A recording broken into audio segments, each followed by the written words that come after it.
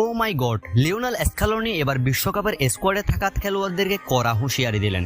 দর্শক, ভক্ত সমর্থকদের অবাক করে সংবাদ সম্মেলনে একই বললেন লিওনেল স্ক্যালোনি। বিস্তারিত জানুন ভিডিওতে।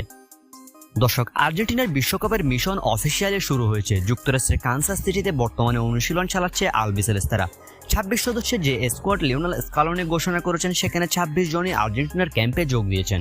গতকাল ক্যাম্পে যোগ দিয়েছেন লিওনেল মেসি এবং জুলিয়ান আলভারেজরা। সেই সাথে দ্বিতীয় দিনের অনুশীলনও শেষ হয়েছে আলবিসেলেস্তাদের।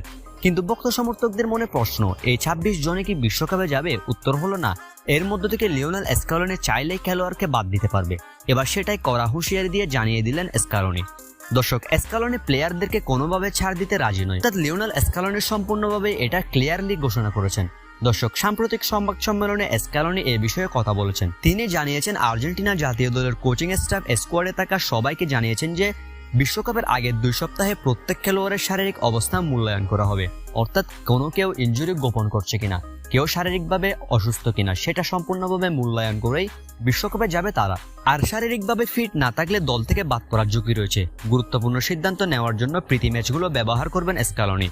অর্থাৎ হন্ডুরাস এবং আইসল্যান্ডের বিপক্ষে যে 2টা প্রীতি ম্যাচ খেলবে, সেখানেই প্লেয়ারদেরকে পরীক্ষা করবেন আর্জেন্টাইন এই কোচ এবং অত্যন্ত কঠোর অনুশীলন সেশন প্রত্যাশিত। অর্থাৎ আর্জেন্টিনার ট্রেনিং সেশন হবে অত্যন্ত কঠোর। লিওনেল স্ক্যালোনির প্রত্যেক খেলোয়াড়কে তাদের সর্বোচ্চ সীমায় নিয়ে যাবেন। দেখবেন কোন খেলোয়াড় সম্পূর্ণভাবে ফিট রয়েছে বিশ্বকাপে যাওয়ার জন্য। অর্থাৎ এটা এক প্রকার লিওনেল স্ক্যালোনির কড়া হুঁশিয়ারি বলা চলে। যে সকল প্লেয়ার ফিট থাকবে না এবং 100% খেলার জন্য প্রস্তুত থাকবে না, তারা কোনোভাবে 2026 বিশ্বকাপে যেতে পারবে না। অর্থাৎ ফিফা থেকে বিশ্বকাপের খেলোয়াড় চেঞ্জ করার সুযোগ রয়েছে স্ক্যালোনির হাতে। যে কারণে স্ক্যালোনি কড়াভাবে জানিয়ে দিয়েছেন, যে সকল খেলোয়াড় সম্পূর্ণ ফিট নয় তারা কোনোভাবেই স্কোয়াডে অন্তর্ভুক্ত হবে না। এখন দেখার বিষয় লিওনেল স্ক্যালোনি আর্জেন্টিনার 26 বিশ্বকাপের স্কোয়াডে কোনো পরিবর্তন আনছেন কিনা। দর্শক, আর্জেন্টিনার 26 বিশ্বকাপের স্কোয়াড নিয়ে ভক্তদের কিছু অভিযোগ রয়েছে, যেমন ডিফেন্ডার মার্কোস সেন্সিকে না নেওয়া, পাউলো দিবালাকে না নেওয়া।